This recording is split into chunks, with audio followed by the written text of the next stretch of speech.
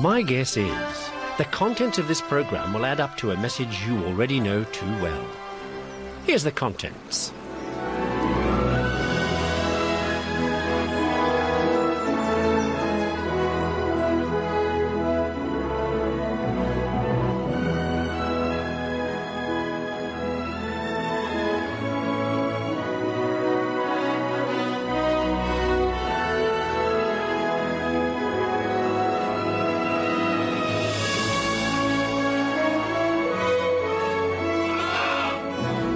And here's the message.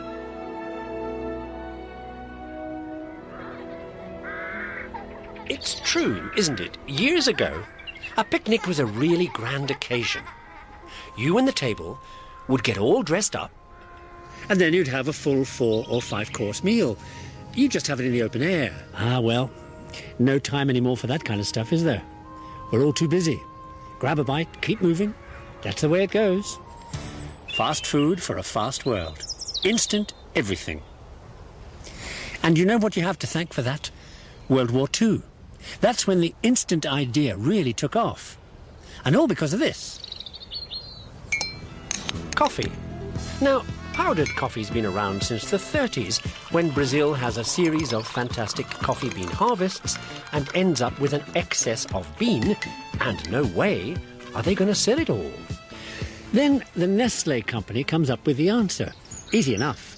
You run a lot of hot water through ground coffee beans, then you spray the water through very hot air. That evaporates the water. What falls to the bottom of your equipment is a fine powder. Later on, add water and stir. Coffee. And the reason the whole idea really takes off is because instant coffee weighs nothing, which is just what you need. But not in balloon. When you're a World War II American infantry grunt, up to your knees in mud and crossfire on some European battlefield, and the last thing you need is extra weight to carry. That's why something called K rations are invented back then, to give the troops maximum calories with minimum ounces. So the new lightweight coffee really fits in there. World War II makes instant coffee a real flyer. So the instant the war is over, instant coffee is going to be an instant industry, which leaves only one small problem. The K rations are going to be great for the troops down there, if you can find them. Not the rations, the troops!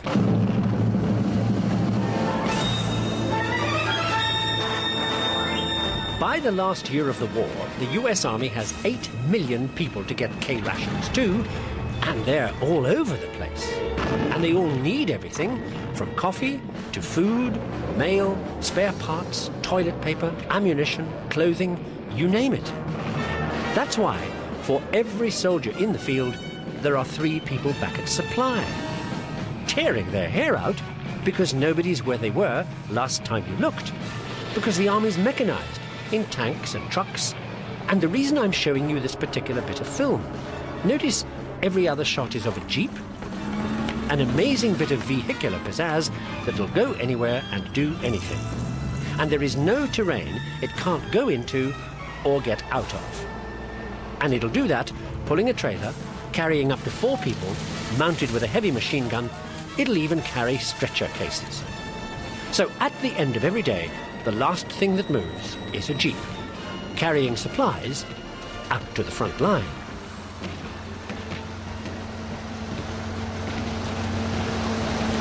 And this is where the rock meets the hard place, because as this little wonder machine races along, it's creating the problem it's supposed to solve.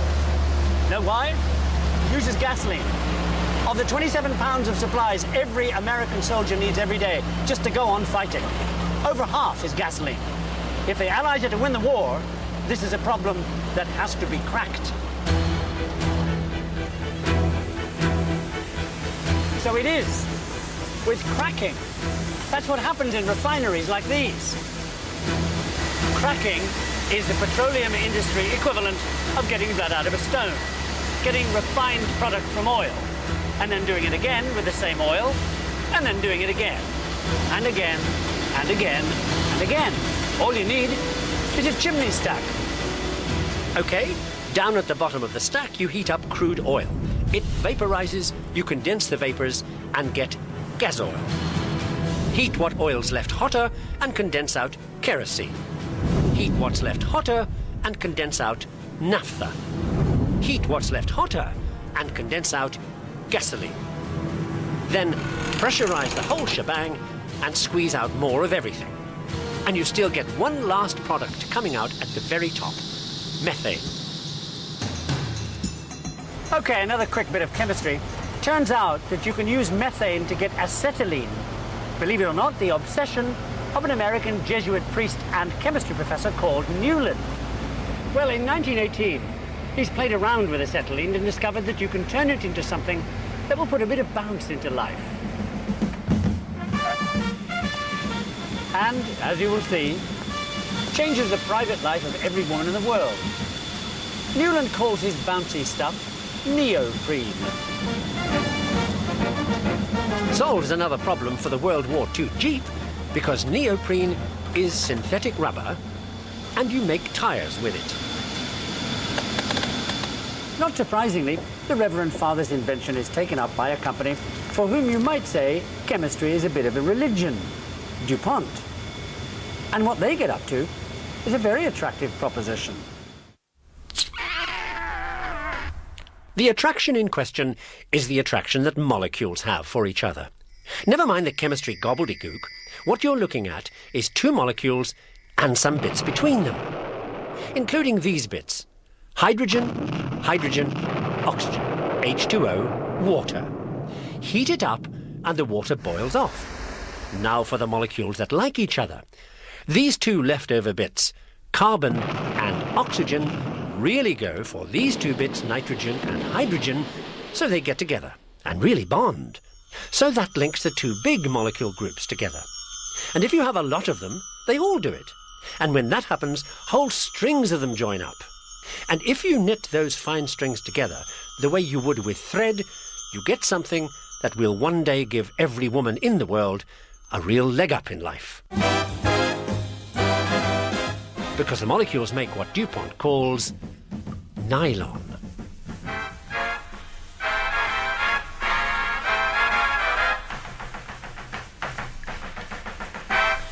There's never been anything like nylons. In the first 4 days, DuPont sells 4 million pair.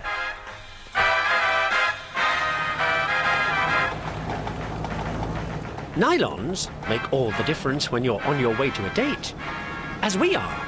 Our date is the year 1811. Here's the story. The first nylon stockings get made on machines that essentially haven't changed since the first machines for making cotton stockings are invented here in England by a fellow called Cotton. Now, this marvel of Industrial Revolution technology kicks off a movement back then that will one day in the modern world give its name to the kind of people who hate technology with a passion, the Luddites. So you just know something bad is going to happen to this machine.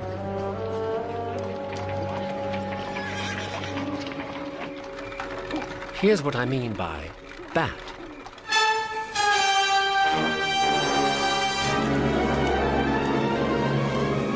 Stocking machines may be wonderful bits of technology, but what they're doing back then, besides making stockings for lots of rich people, is putting lots of poor people out of work. The solution is simple.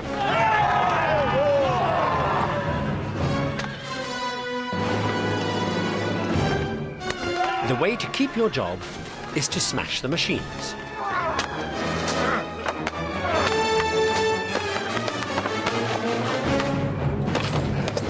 Now, this may look like nothing more than dirty work at the crossroads to you, but back then, the punishment for doing something like this is hanging. So you know these are desperate men here, men with starving children, and the whole power of the state against them, including the army. So there's nothing romantic about what these Luddites leave behind them. Well, there's one romantic bit, which I'll get to after a brief catch-up on where we are so far.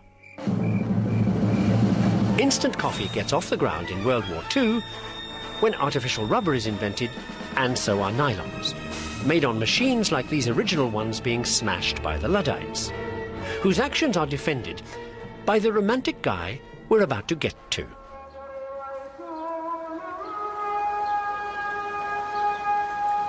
He's a young 24-year-old nobody that nobody's ever heard of.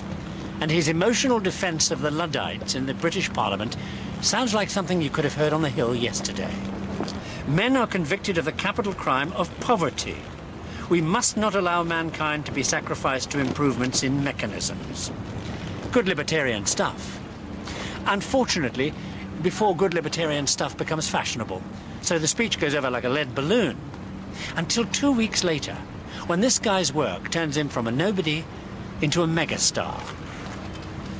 And then everybody's heard of Lord Byron.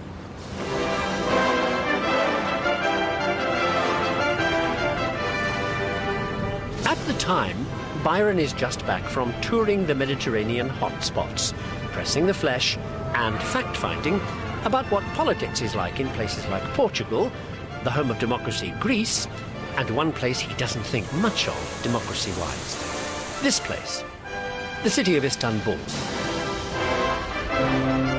Byron turns up here with the absolute minimum a gentleman needs. 7 trunks of clothes, a bed, and a saddle. Well, he is Byron. Basically, like all political, serious, fact-finding missions, Byron makes like a fun-loving tourist, checking out all the sights.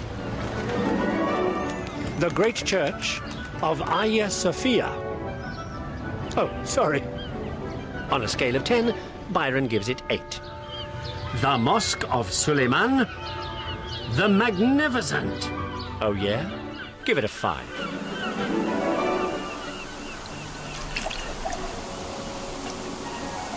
A spot of light refreshment. Tastes like dishwater. 1. The Blue Mosque. Very posh. 6. The city walls. Boring. Give him a 2. Sorry.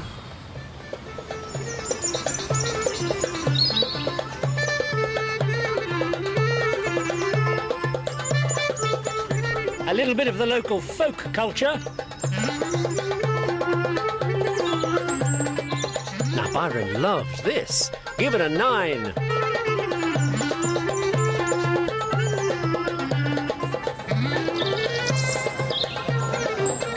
Okay, how about a taste of the local delicacies?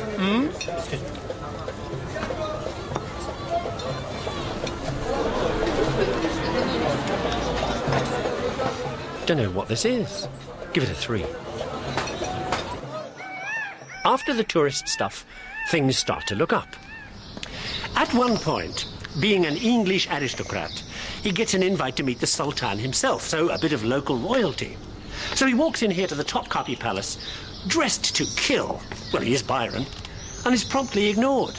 So being Byron, he goes all upset and Byronic about it.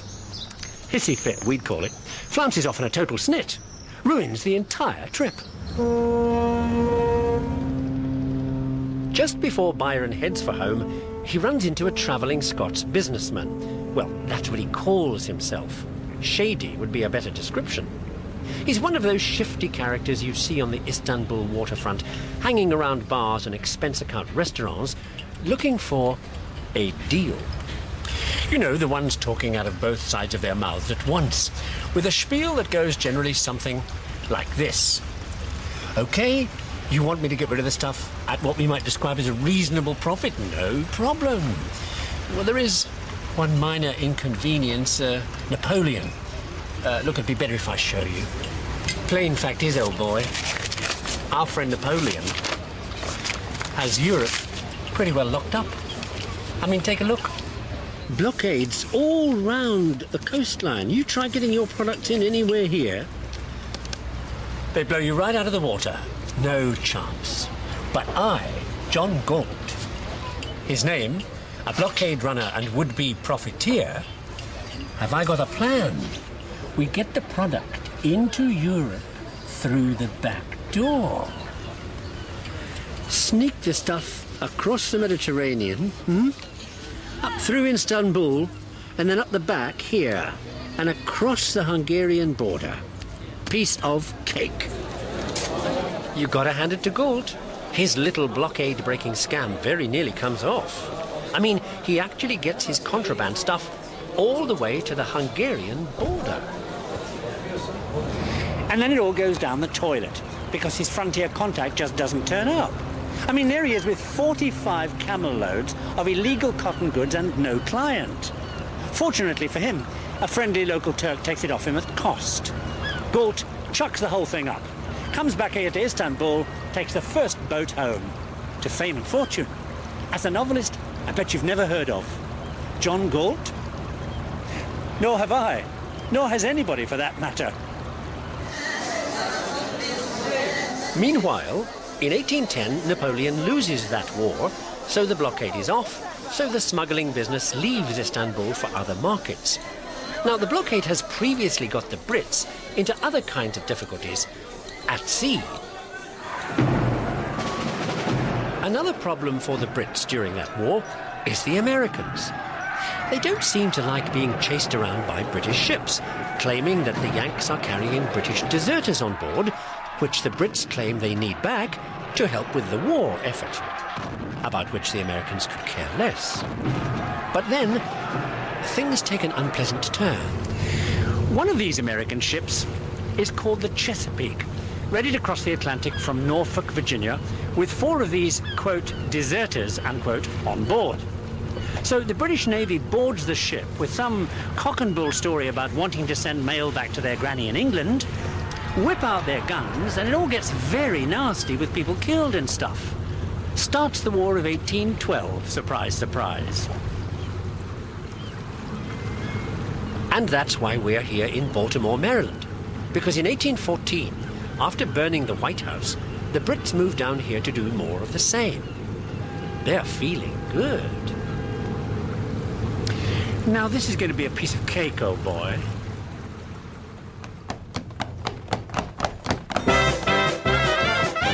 Here's the reason the Brits are feeling quietly confident. The low-tech, indisciplined, half-asleep American soldiery inside Fort McHenry here, who will fall apart at the first shot.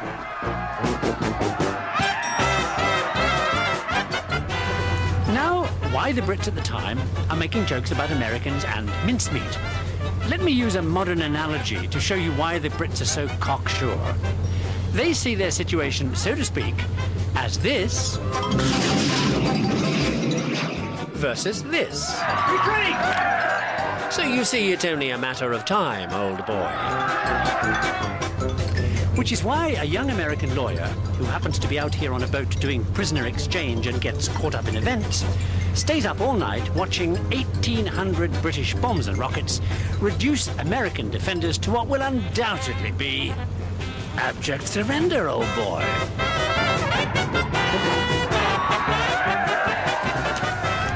Except, come the dawn and the time for the white flag, what the Americans actually run up the flagpole at Fort McHenry isn't actually white.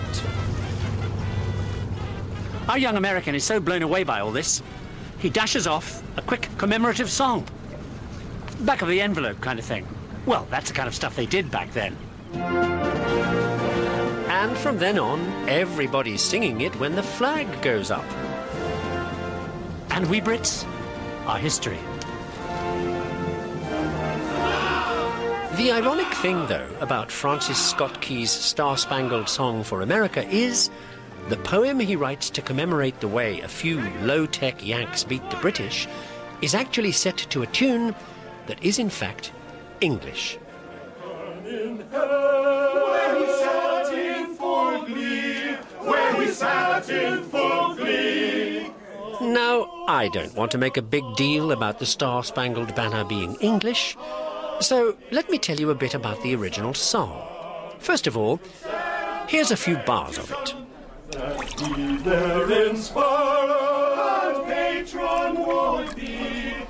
The song's really called To Anacreon in Heaven, Anacreon being the name of this 18th century London drinking club, where Anacreon members gather to sing bawdy songs, pinch the serving wenches, and get a little unfocused. So does their singing. Voice, fiddle, and flute, no longer be mute. Voice,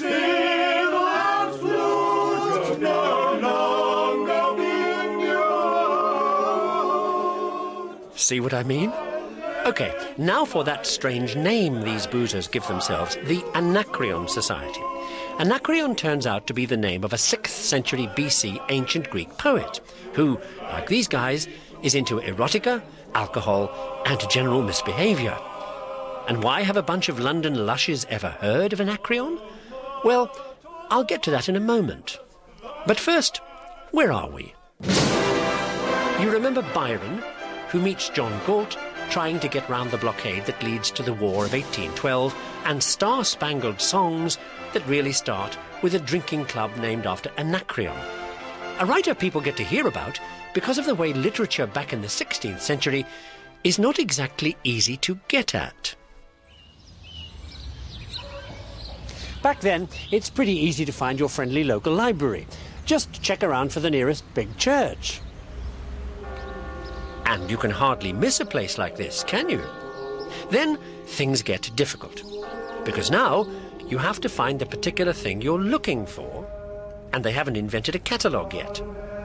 OK, check the shelves. That's no good. There aren't any shelves for books yet. Just heaps of books. OK, check the titles on the spines of the books. Sorry, no books with titles yet. OK, ask the librarian. You've guessed. Most places don't have a librarian. So, rootling around is what you do in libraries. 1551, a French publisher called Henry Estienne is rootling around in Holland one day looking for buried treasure. Well, that's what it is. If you don't know, it's there, right?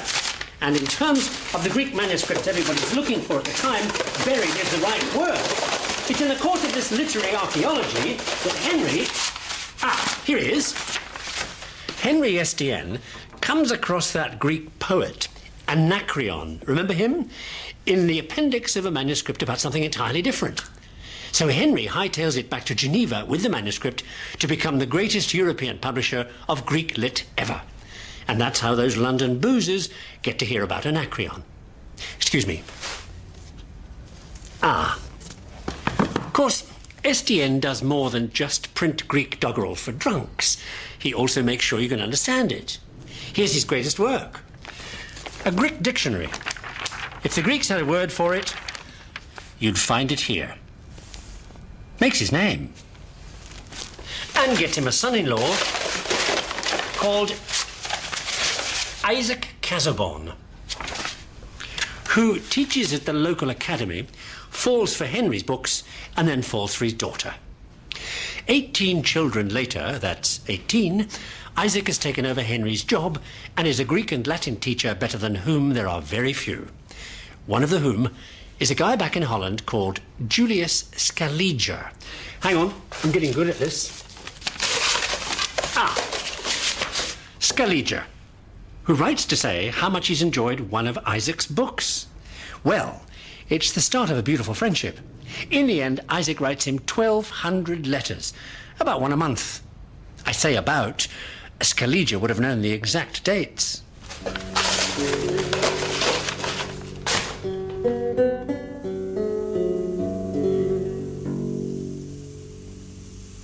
Scaliger is a date and time freak because things like candle burn time and how long it takes for a sand glass to run out is the best people can do about knowing the time. As for the date, that's anybody's guess. The second day of some festival? Or the 10th year of the reign of some king? The real problem is, it's all local. When some guy writing the chronicles of some monastery says things happened.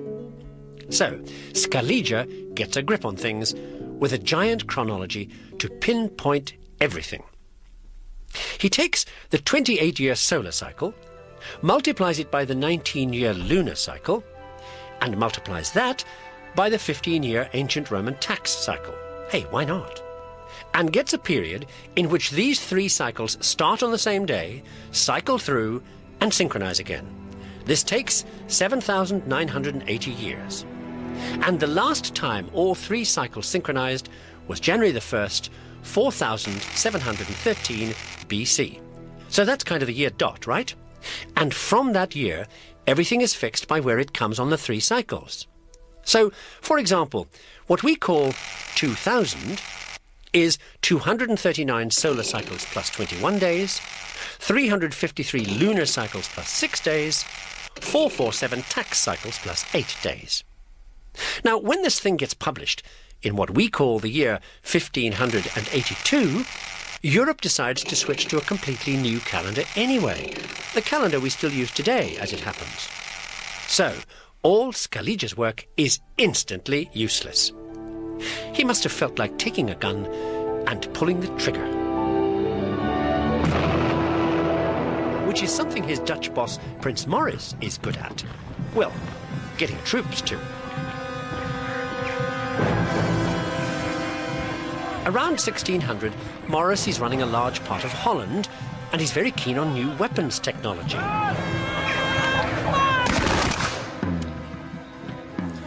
Which has recently gone very high-tech with this little thing. The rave new wheel-lock pistol. Works like so. Pull the trigger, that releases a wound-up spring, pushes a metal striker that hits a flint, it sparks, ignites the powder, bang. Being wound up and ready like that also means you can fire the pistol from horseback. The other new thing at the time is muskets with paper cartridges. You just bite off the end, pour in a measured charge, speeds things right up. It means you get a shot off every 2 minutes.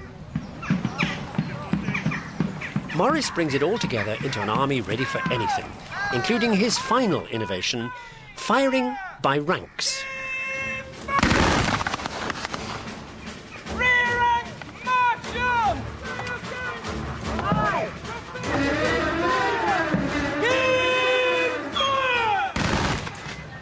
Poor old Maurice, all dressed up and nowhere to go. In spite of his winning ways, he never does get the chance to prove that he's got what it takes for big league warfare. The man who does, and who wins so many battles he turns Sweden into a world power for all of 15 minutes, is the King of Sweden, Gustavus Adolphus. In 1631, Gustavus ups the ante with artillery. You pound a weak spot in the enemy ranks with heavy cannon fire.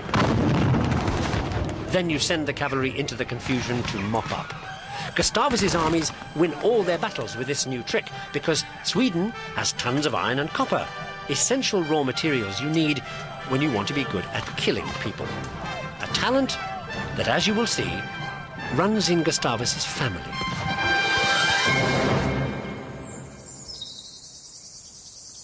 That's why we are now in sunny Italy with the next King of Sweden, a woman, but Swedish monarchs are all called king, named Christina, who's good at killing people. But first, her other talents.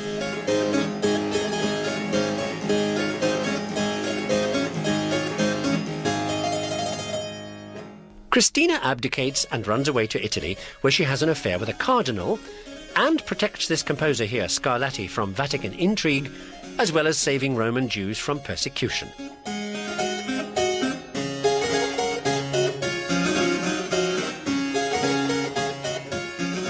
Christina also opens a philosophy school, gets deeply involved with the civil rights movement, and gives up her royal pension for good causes. Christina is one special lady.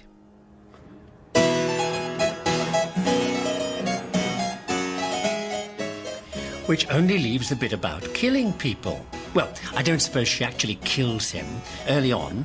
While she is still king, she does royal command this chap to get up at 5 in the morning in Stockholm in January in blizzards to give her lessons in how to think, which gives him pneumonia and he dies. Who is this wimp? Only the man who gives us all lessons in how to think. French mega genius, engineer, philosopher and general whiz, René Descartes, whom we'll get to after a few more bars.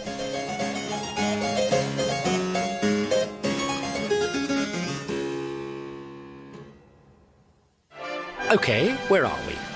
That teacher Casaubon, remember, knows Scaliger, who invents that chronology thing, and whose boss, Prince Maurice, makes military advances improved on by Swedish King Gustavus, whose daughter Christina runs away to Italy after she's caused the death of philosopher René Descartes.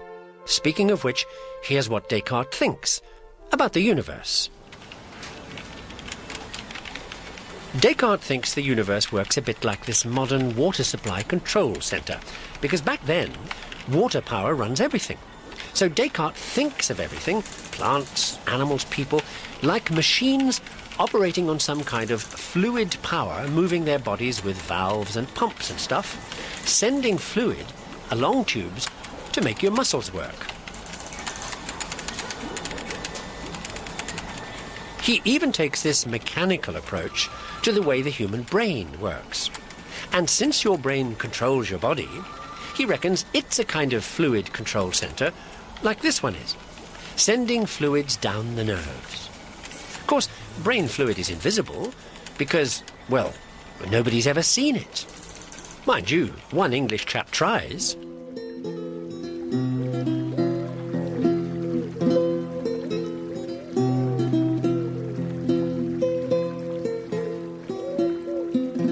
The brainy type in question is a top medical whiz at Oxford, and he and other clever pals often meet and eat at somebody's house so they can network on the latest stuff and be nerds together.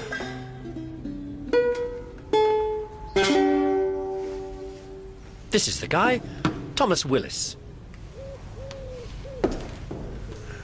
The wonderful thing about the past is you have to keep remembering the real world around them. I mean, these guys live at a time when they punish criminals by cutting them into 4 pieces. The sewage in the streets would make you throw up. And yet here they are, 17th century propeller heads, making like MIT. Surrounded by disease and filth, with people being taken seriously dead of old age at 40, these guys are designing incredibly delicate instruments like this to observe, the vacuum, barometric pressure, the lunar effect of the tides, the nature of the blood. Willis himself takes on the last great nerd's challenge. How does the brain work? And in 1664, he comes out with a book that will be the last word in brainology for 150 years. Here we are, the first time the new Descartes mechanical approach has been taken in medicine, and a rave bestseller all over Europe. The reason Willis blows everybody away with this load of scribble is because his books have some of the best brain pictures you've ever seen, before or since. Take a look. The first modern view of the brain. Which bit does what? And Willis is the first person to finger this bit as having something to do with running your autonomic functions, heart, respiration, that stuff. And you're a neurologist? Thank Willis for having invented the word. Pretty amazing stuff, eh? Ho-hum to Willis's pal, who does all the drawings. Well, take a look at what else he draws.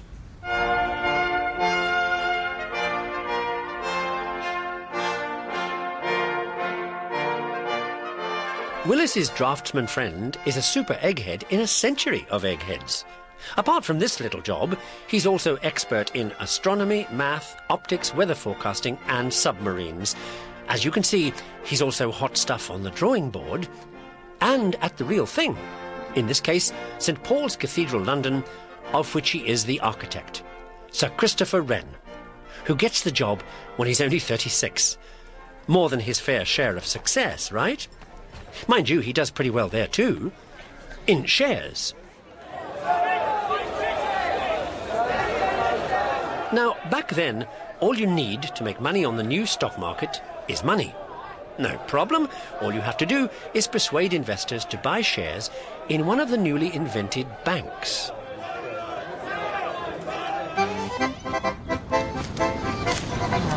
It's the French who try it first, persuaded by the guy who thinks up this nifty new idea, a Scotsman called John Law. Now, the new shareholder bank in Paris is so successful, the French government takes it over. And in no time at all, John Law has persuaded the French, whose economy is going down the toilet fast, by the way, to start using an amazing new thing called paper money.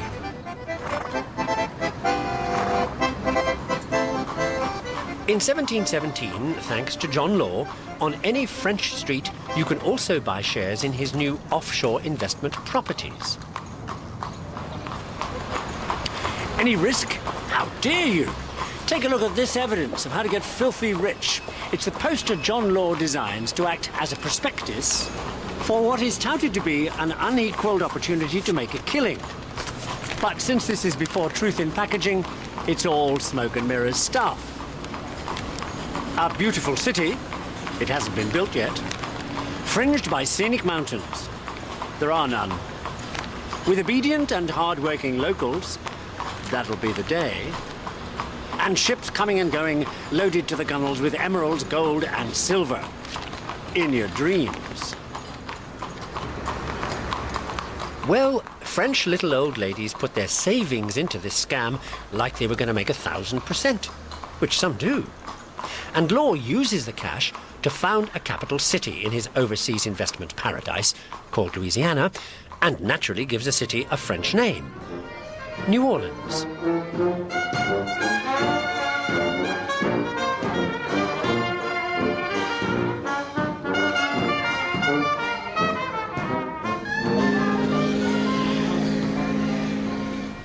Well, 3 years later, Law has introduced the word millionaire into the language, has taken the title Duke of Arkansas, and is about as rich as you can get. When things go, inevitably, right down the toilet.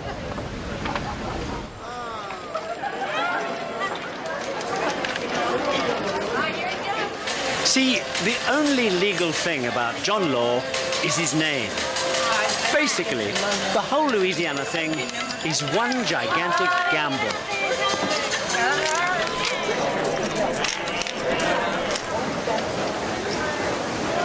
Of course, it all goes wrong.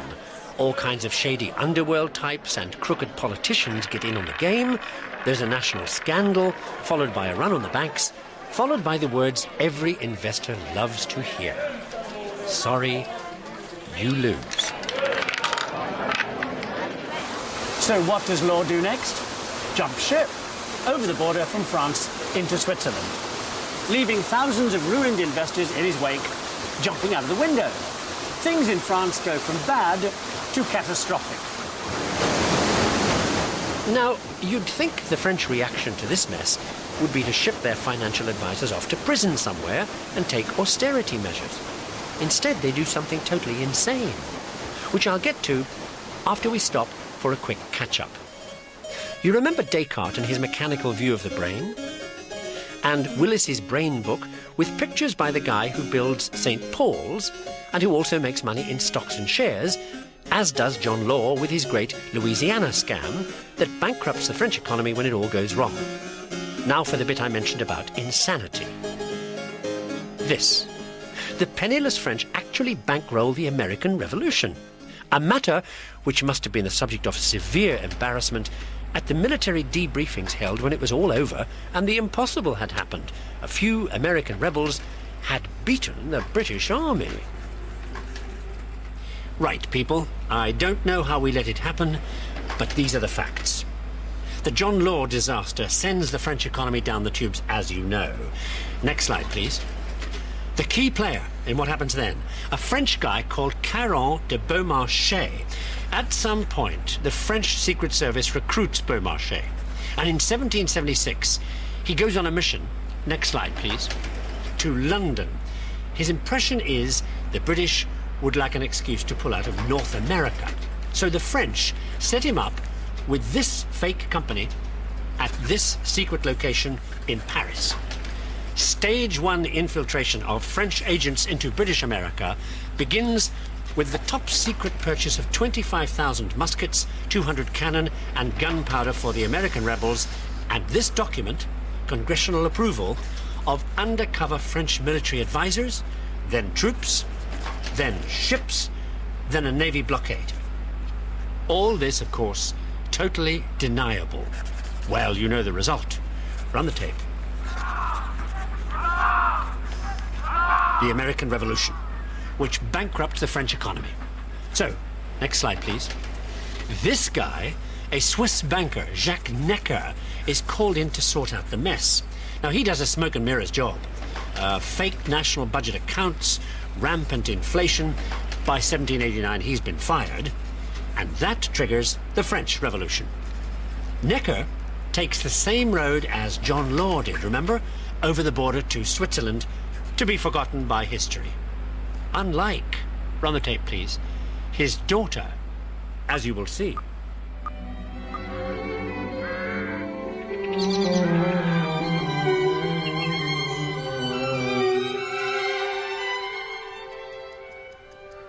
Necker's daughter marries and becomes Madame de Stael, well known as the author of a book on German culture and a general pain in the ass.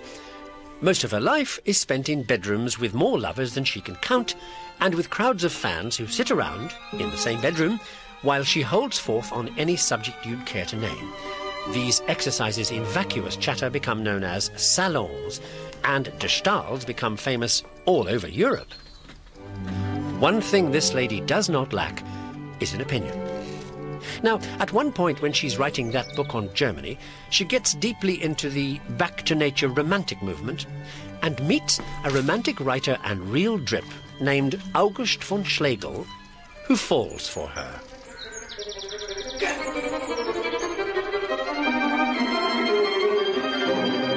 Schlegel becomes de Stael's insignificant other and learns to live with the fact that, well, it's never going to happen.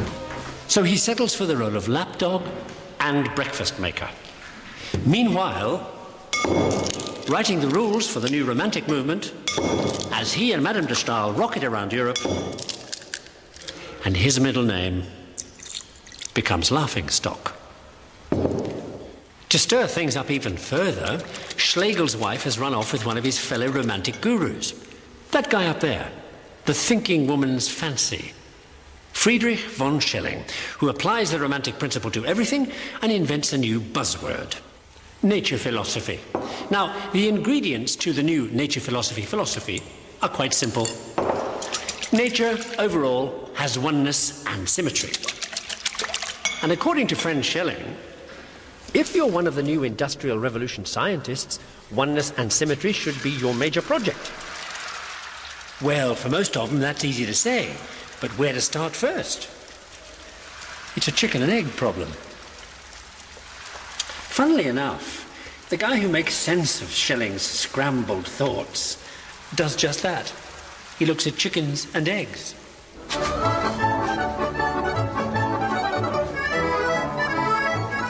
The guy who eggs everybody on to further study of oneness and symmetry lives here in Estonia.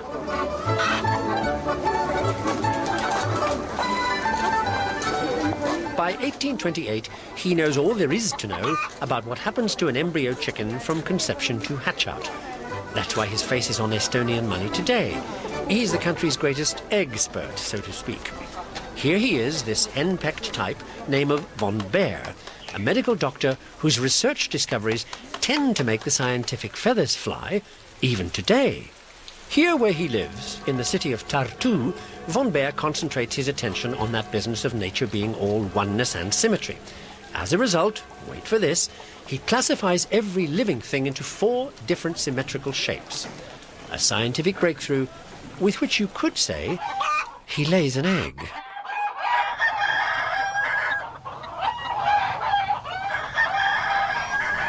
Well, things are symmetrical, aren't they? Underwhelming kind of discovery, wouldn't you say? It's at this point that von Baer chickens out of the symmetry business and starts the work that I've been making all those bad jokes about.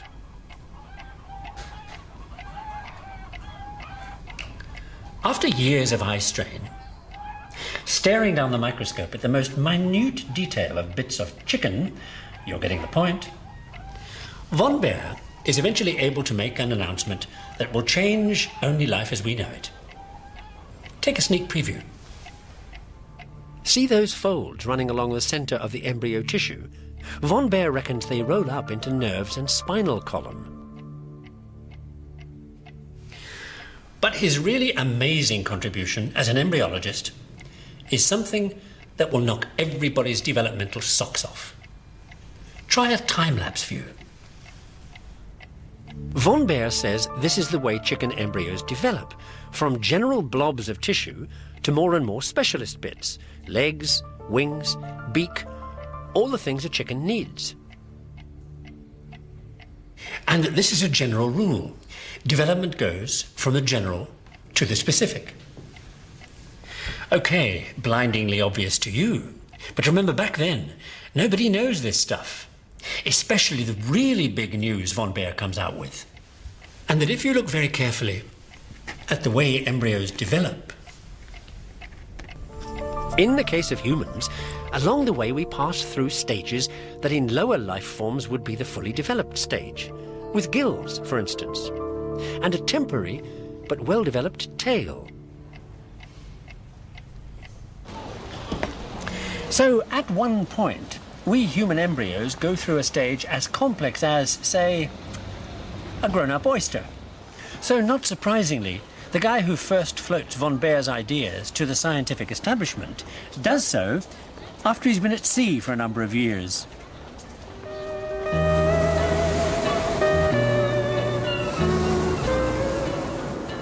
He does his work in places that are holiday destinations today. New Guinea, East Australia, the Pacific, that stuff. He's a young naval officer called Huxley, and his obsession at the time is picking up on that developmental work of von Baer's. Like, does it happen under the water as well? So he spends most of 4 years, between 1846 and 1850, splashing about in the water every time they park the boat. Well, Her Majesty's ship Rattlesnake, actually, which is doing an absolutely gripping survey of the South Seas. But what turns Huxley to jelly with excitement is this. Jellyfish.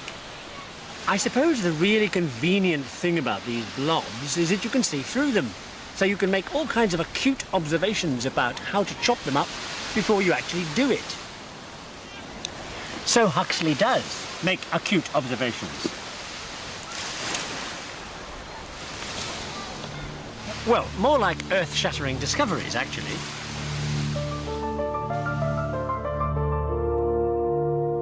Huxley sees that jellyfish seem to consist of two kinds of tissue, an outer skin tissue and an inner muscle tissue, which is just what von Baer says his chicken embryos seem to be made like. So, earth-shattering bit coming up now, is the humble jellyfish, lower and simpler than which it is difficult to find, connected in some way to chickens? And maybe even cats, dogs, apes, and maybe even... Well, I bet you're there ahead of me when I say that Huxley takes these ideas back to England where he finds himself agreeing with a guy who's saying that this is all true, but the process includes human beings as well. And getting into deep doo-doo with the church, who don't like at all the idea of connecting humans with animals.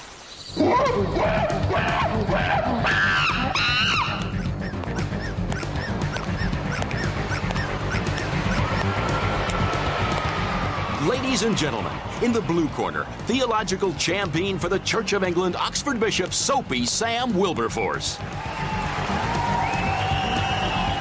In the red corner, representing science, the thinking woman's fancy, Dr. D.H. Huxley. And now, ladies and gentlemen, some of the highlights of this incredible match. And the bell goes. Wilberforce goes straight for the juggler. Everything the man writes is hypothetical. There's not a fact in sight. Huxley parries. The book is full of facts. And as for it being hypothetical, so is the wave theory of light. And yet you are prepared to accept that. Another Sunday punch from Wilberforce. Species simply do not change. If you look at ancient Egyptian tombs, there they all are exactly the same. Cats, pigeons, people. Huxley comes back with a right cross. This is the best explanation for where species come from so far. And now, the killer exchange. Tell me, which of your grandparents was descended from an ape? Huxley's on the ropes. And then... I'd rather be related to an ape than to a man of ability and position who used his brains to pervert the truth. It's a knockout! It's a knockout! Thanks to Huxley, the new theory survives all attacks and lives on to this day to explain how instant coffee and jeeps lead to nylons and stocking machines smashed by Luddites, who are defended by Byron, who in Turkey meets John Galt, dodging the same blockade that inspires the Star-Spangled Banner, really an English song, all about a Greek poet discovered by a publisher whose son-in-law is pals with Scaliger of chronology fame, whose military boss Morris inspires Gustavus of Sweden, father of the runaway Christina, whose teacher Descartes' mechanical universe inspires the book on brains by Willis, illustrated by the architect of St. Paul's, Christopher Wren, who's into investments like the Louisiana scam that ruins France and the French finance minister, whose daughter is the opinionated de Stael, whose romantic pals get Huxley into jellyfish, so he can defend the theory of evolution that survives to become the evolutionary explanation for everything, and proving, as I said at the start, that life is no picnic. Thank you.